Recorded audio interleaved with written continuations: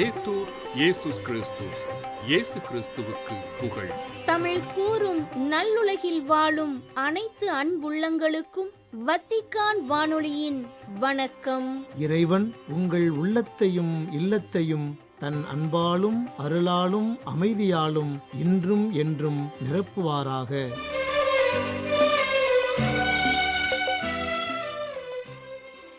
அன்பு நேயர்களே, வத்திக்கான் வானொலி இன்று உங்களுக்கு வழங்க இருக்கும் நிகழ்வுகள் தடம் தந்த தகைமை, வாரம் ஓர் அலசல் மற்றும் செய்திகள்.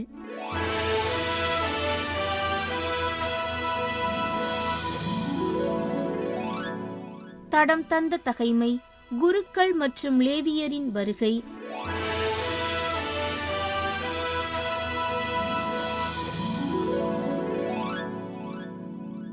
இஸ்ரேல் முழுவதிலும் இருந்த குருக்களும் லேவியரும் அனைத்து பகுதியிலிருந்தும் வந்து அரசரோடு சேர்ந்து கொண்டனர். இவர்கள் ஆண்டவருக்கு குருத்துவ பணி செய்யாதவாறு யெரொபெயாமும் அவன் புதல்வரும் இவர்களை விலக்கி வைத்தனர். எனவே இவர்கள் தங்கள் மேய்ச்சல் நிலத்தையும் உடைமைகளையும் விட்டுவிட்டு யூதாவுக்கும் எருசலேமுக்கும் திரும்பிச் சென்றனர். ஏனெனில் யெரொபெயாம் தன் தொழுகை மேடுகளுக்கும் தான் செய்திருந்த ஆட்டு கன்றுக்குட்டி சிலைகளுக்கும் தானே குருக்களை நியமித்தான். அந்த லேவியரை தொடர்ந்து இஸ்ரேலின் எல்லா குலங்களிலிருந்தும் தம் கடவுளாம் ஆண்டவரை முழு இதயத்தோடு வழிபட விரும்பியோர் தம் மூதாதையரின் கடவுளாம் ஆண்டவருக்கு பழி செலுத்த எருசலேமுக்கு வந்தனர். இவ்வாறு அவர்கள் யூதா அரசையும் சாலமோன் மகன் ரெகபயாம் ஆட்சியையும் 3 ஆண்டுகள் உறுதிப்படுத்தினர். ஏனெனில் அவர்கள் தாவீது சாலமோன் நடந்த வழியில் 3 ஆண்டுகளே வாழ்ந்தனர்.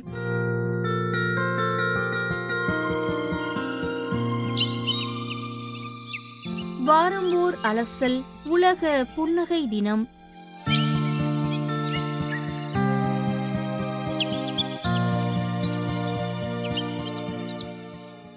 புன்னகை என்பது அக அழகை கூர்மைப்படுத்தி புற அழகுக்கு மெருகூட்டுவது. மழலையின் சிரிப்பில் மயங்காதவரும் மட்டற்ற மகிழ்ச்சியில் புன்னகைக்காதவரும் இல்லை. புன்னகை ஓர் மருந்து, இலவச மருந்து, இயற்கையின் மருந்து, வாழ்விற்கு ஊட்டம் அளிக்கக்கூடிய சத்து மருந்து. இம்மருந்தின் பற்றாக்குறையினால்தான் பலருக்கு வாழ்வில் நலமே இல்லை. உலக புன்னகை தினமானது ஆண்டுதோறும் அக்டோபர் மாதம் முதல் வெள்ளிக்கிழமை சிறப்பிக்கப்படுகின்றது. எனவே இன்றைய நம் வாரம்போர் அலசல் நிகழ்ச்சியில் அக்டோபர் 3 வெள்ளியன்று சிறப்பிக்கப்பட இருக்கும் உலக புன்னகை தினம் பற்றிய கருத்துக்களை காணலாம்.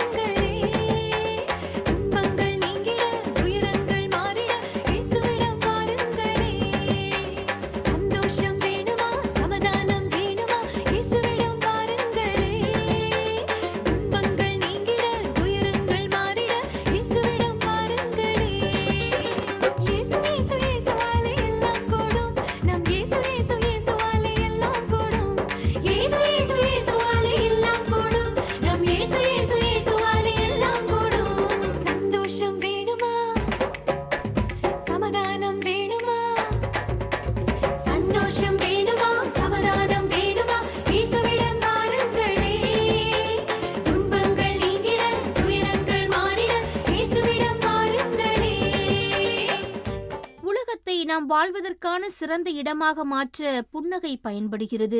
மன அமைதி மற்றும் மகிழ்ச்சிக்கான மிக எளிய வழி புன்னகை. எளிமையான ஆனால் அதே நேரத்தில் ஆற்றல் மிக்க இந்த புன்னகையானது அரவணைப்பு, மகிழ்ச்சி மற்றும் இரக்கத்தை வெளிப்படுத்துகிறது.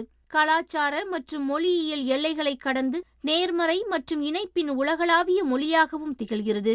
உண்மையான புன்னகையானது நமது உற்சாகத்தை அதிகப்படுத்துவதோடு மட்டுமல்லாமல் நம்மை சுற்றி உள்ளவர்களின் நாளையும் வாழ்வையும் ஒளிரச் செய்கிறது. நம்மிடையே நிலவும் உறவுகளை சீர்படுத்துகிறது. பதற்றத்தை அகற்றி எளிதாக்குகிறது. அந்நியர்களிடையே உள்ள இடைவெளியை குறைத்து அன்புறவை ஆழப்படுத்துகிறது. ஹார்வி பால் என்னும் கலைஞர் 1963ஆம் ஆண்டு முதலில் புன்னகை முகமாகிய ஸ்மைலி உருவத்தினை உருவாக்கினார். இந்த படம் உலகெங்கும் வாழும் மக்களின் நல்லெண்ணம் மற்றும் உற்சாகத்தின் காரணமாக காணக்கூடிய அடையாளமாக வெகு விரைவில் மாறியது.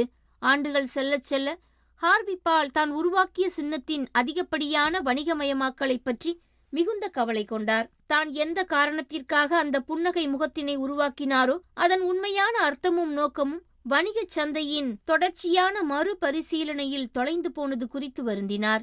அந்த கவலையில்தான் உலக புன்னகை தினத்திற்கான யோசனை அவருக்கு வந்தது. நாம் அனைவரும் ஒவ்வொரு ஆண்டும் ஒரு நாளை உலகம் முழுவதும் புன்னகைக்கும் அன்பான செயல்களுக்கும் ஒதுக்க வேண்டும் என்று அவர் நினைத்தார். ஏனெனில் சிரித்த முகத்திற்கு அரசியல், புவியியல், மதம் என எதுவும் தெரியாது என்பதை அவர் நன்கு அறிந்திருந்தார். முதல் உலக புன்னகை தின கொண்டாட்டமானது வெர்செஸ்டரில் நடத்தப்பட்டது. இரக்கச் செயல்களை செய்வதற்கும் மகிழ்ச்சியை பரப்புவதற்கும் எளிமையாக சிரித்து இன்பத்தை பகிர்வதற்கும் இந்த நாள் வழிவகுத்தது. அன்றிலிருந்து ஒவ்வொரு ஆண்டும் உலக புன்னகை தினமானது தொடர்ந்து கொண்டாடப்பட்டு வருகிறது. 2001 ஆண்டு ஹார்வி பால் இறந்த பிறகு ஹார்வி பால் வேர்ல்டு ஸ்மைல் அறக்கட்டளை என்ற நிறுவனம் ஒன்று உருவாக்கப்பட்டு அவரது பெயரையும் நினைவையும் போற்றும் வகையில் இன்று வரை செயல்பட்டு வருகிறது. ஒவ்வொரு ஆண்டும் உலக புன்னகை தினத்தின் அதிகாரப்பூர்வ ஆதரவாளர்களாக இந்த அறக்கட்டளையின் செயல்பாடுகள் தொடர்ந்து வருகின்றன.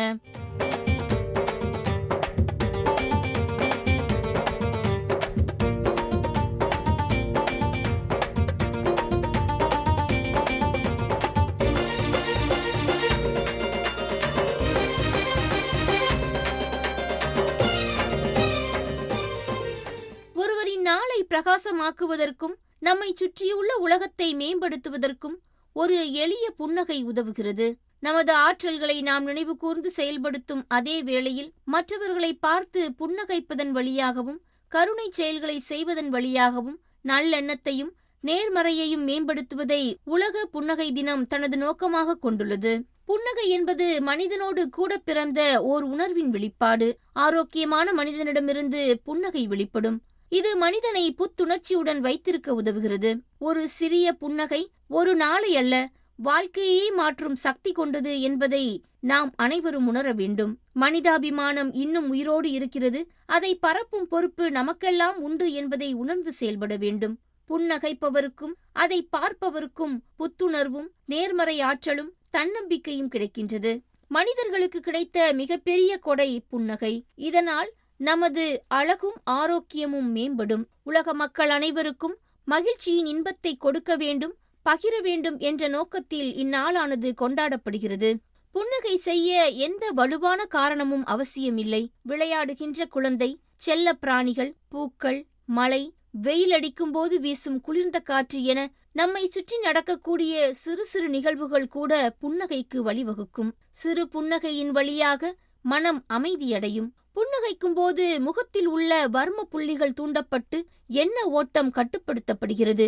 முகம் பொலிவு பெறுகிறது. எதிர்மறை உணர்வுகள் குறைகின்றன. நம்பிக்கை அதிகரிக்கின்றது. புன்னகையின் வழியாக வாழ்க்கையை புத்துணர்ச்சியுடனும் மகிழ்ச்சியுடனும் நாம் வாழ முடிகிறது. நம்மிலும் நம்மை சுற்றிலும் மகிழ்ச்சியை பரப்புவதற்கும் இரக்கச் செயல்களை ஊக்குவிப்பதற்கும் அர்ப்பணிக்கப்பட்ட ஒரு மனதை தொடும் உலகளாவிய கொண்டாட்டமே உலக புன்னகை தினம். புன்னகையின் எளிமையும் ஆற்றல் மிக்க தாக்கத்தையும் அது நமக்கும் மற்றவர்களுக்கும் கொண்டுவரக்கூடிய மகிழ்ச்சியையும் இந்நாள் நமக்கு நினைவூட்டுகிறது. புன்னகையுடன் தொடங்கி எளிய செயல்கள் வழியாக மகிழ்ச்சி, கருணை மற்றும் நேர்மறையை பரப்புவதன் முக்கியத்துவத்தை நமக்கு நினைவூட்டிக் கொள்ள வேண்டிய நேரம் இது. இந்த நாளில் அனைவரும் ஒரு புன்னகையை அணிந்து உலகத்துடன் அதனை பகிர்ந்து கொள்ள ஊக்கப்படுத்துகிறது. சந்திப்பின் நாளை பிரகாசமாக்குகிறது. மன மகிழ்ச்சியும் நேர்மறையான எண்ணமும் கொண்டு வாழ நமக்கு வலியுறுத்துகிறது.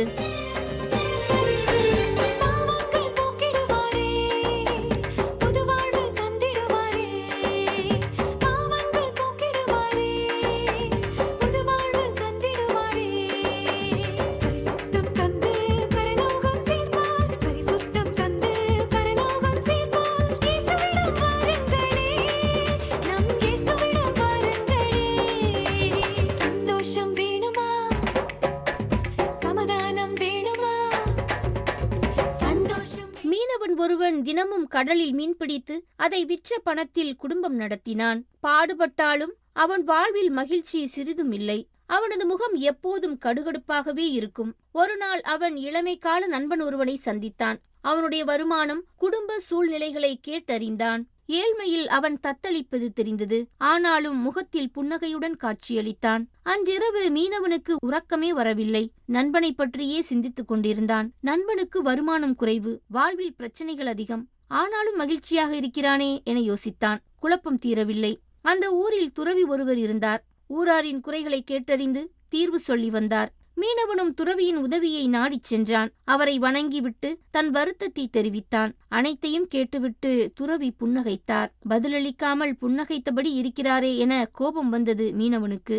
ஆனாலும் சாபம் ஏதும் விட்டால் என்ன செய்வது என்ற பயத்துடன் எதுவும் கேட்கவில்லை. மறுநாள் மீண்டும் துறவியை பார்க்கச் சென்றான். அப்போதும் துறவியிடம் இருந்து புன்னகையே பதிலாக கிடைத்தது. துணிவை வரவழைத்துக் கொண்டு, ஐயா, என் பிரச்சனைகளை தெரிவித்தேன். நீங்களோ தீர்வு சொல்லாமல் புன்னகை மட்டும் செய்கிறீர்கள். இதற்கு என்ன அர்த்தம் என்று கேட்டான். உன்னுடைய வருமானத்தை குறைவாக நினைக்கிறாய். அதே நேரம் உனக்கு வரும் பிரச்சனைகளை அதிகமாக சிந்திக்கிறாய். உலகத்தில் பிரச்சனை இல்லாத மனிதர்களே இல்லை. கிடைக்கும் வருமானம் மட்டும் போதும் என்று சொல்பவர்களும் இல்லை. இருப்பதைக் கொண்டு திருப்தியுடன் வாழ்பவனே நல்ல மனிதன். ஆசை கொள்வதில் தவறில்லை. என்றாலும் பேராசை ஆபத்தில் முடியும். பிரச்சனைகள் மட்டுமே உன் மனதை ஆக்கிரமித்திருக்கிறது. அதனால் உனக்கு சிரிப்பு என்பதே மறந்துவிட்டது. அதையே நான் நினைவுபடுத்தினேன். எந்த பிரச்சனை வந்தாலும் அதே புன்னகையோடு கடந்து செல்ல முயற்சி செய். அது உன் வாழ்வை அழகாக்கும் என்றார். மீனவனின் மனம் தெளிவு பெற்றது. புன்னகையுடன் துறவியிடமிருந்து விடைபெற்றுச் சென்றான்.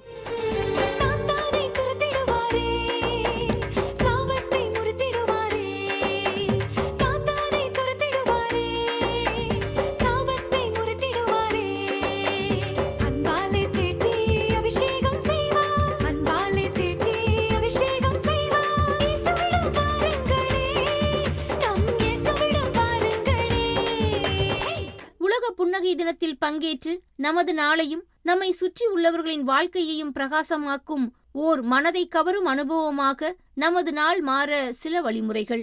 நமது நாள் ஒவ்வொன்றையும் புன்னகையுடன் தொடங்குவோம். சந்திக்கும் நபர்களிடம் புன்னகையை பரிசளிப்போம். நமது மகிழ்ச்சியை அனைவருடனும் பகிர்ந்து கொள்வோம். குடும்பத்தினர், நண்பர்கள், உடன் ஊழியர்கள், அயலார்கள் அனைவருடனும் அன்பை பகிர்ந்து கொள்வோம். இரக்கச் செயல்கள் பலவற்றை செய்ய முன்வருவோம். ஒருவர் மற்றவரை பாராட்டுவோம். மற்றவர்களுக்கு உதவுவோம். மற்றவரின் நாளை ஒளியூட்டச் செய்ய அவர்களுக்கு தேவையான செயல்களை செய்வோம். புன்னகையை தூண்டும் செயல்பாடுகளை ஒழுங்கமைப்போம். சமூகத்தில் மகிழ்ச்சி மற்றும் நேர்மறை எண்ணத்தை ஊக்குவிக்கும் நிகழ்வுகள், பயிற்சி பட்டறைகள், செயல்பாடுகளில் பங்கேற்போம், செயல்படுத்துவோம். தேவையில் இருப்பவர்களுக்கு புன்னகையையும் மகிழ்ச்சியையும் பரவுவதற்கு அர்ப்பணிக்கப்பட்ட நிறுவனங்களுக்கு நம்மால் இயன்ற பங்களிப்பை வழங்குவோம். தன்னார்வ தொண்டு பணிகள் பல செய்வோம். புன்னகையை பரிசளித்து புத்துணர்ச்சியுடன் வாழ்வோம். அனைவருக்கும் உலக புன்னகை தின நல்வாழ்த்துக்கள். சந்தோஷம் வேணுமா? சமாதானம் வேணுமா? சந்தோஷம் வேணுமா? சமாதானம் வேணுமா? இயேசுவிடம் வாருங்களே. துன்பங்கள் நீங்கிட, துயரங்கள் மாறிட, இயேசுவிடம் வாருங்களே. இயேசு இயேசு இயேசுவாலே எல்லாம் கூடும். நம் இயேசு இயேசு இயேசுவாலே எல்லாம் கூடும். சந்தோஷம் வேணுமா? சமாதானம் வேணுமா? சந்தோஷம் வேணுமா? சமாதானம் வேணுமா? இயேசுவிடம் வாருங்களே. துன்பங்கள் நீங்கிட, துயரங்கள் மாறிட, இயேசுவிடம் வாருங்களே. உலக புன்னகை தினம் என்ற தலைப்பில் இன்றைய வாரமோர் அலசல் நிகழ்ச்சியை உங்களுக்கு வழங்கியது வத்திக்கான் வானொலி.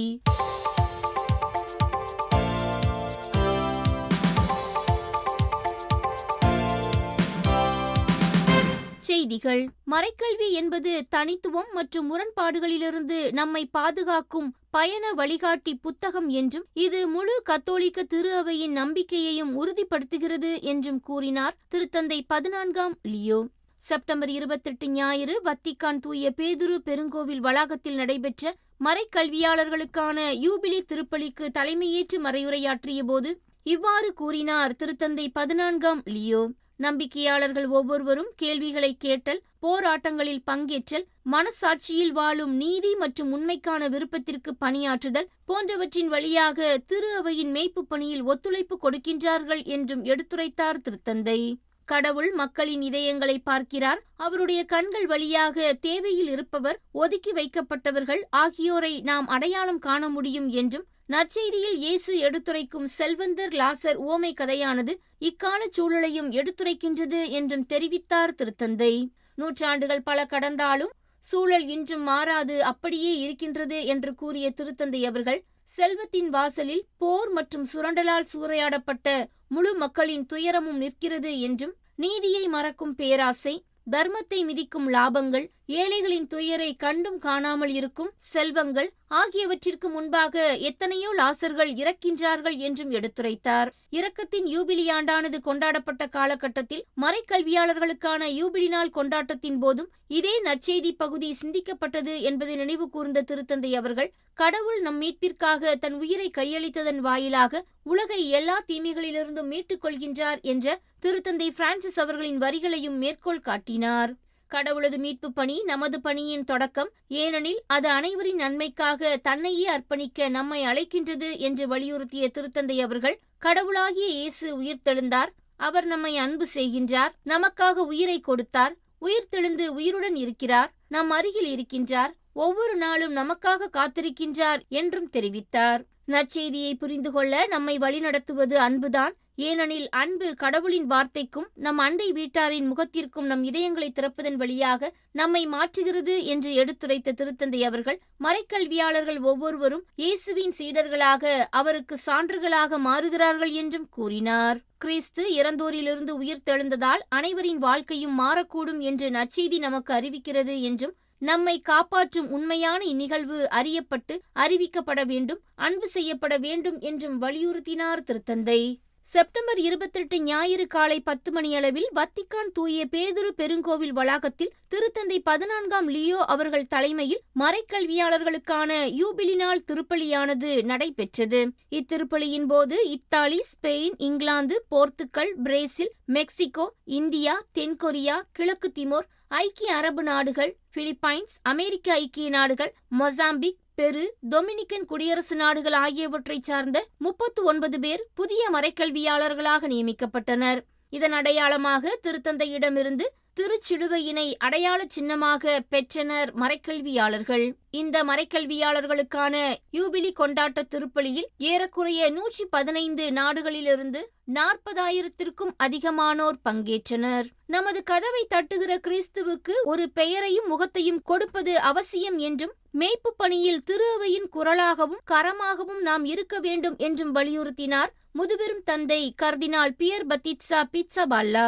செப்டம்பர் 27 சனிக்கிழமை எருசலேமில் உள்ள ஆலயத்தில் உலக புலம்பெயர்ந்தோர் மற்றும் அகதிகள் நாள் திருப்பலி நிறைவேற்றி மறையுரையாற்றிய போது இவ்வாறு கூறினார் எருசலேமின் லத்தீன் வழிபாட்டு முறை முதுபெரும் தந்தை கர்தினால் பியர் பத்திட்சா பிட்சாபால்லா.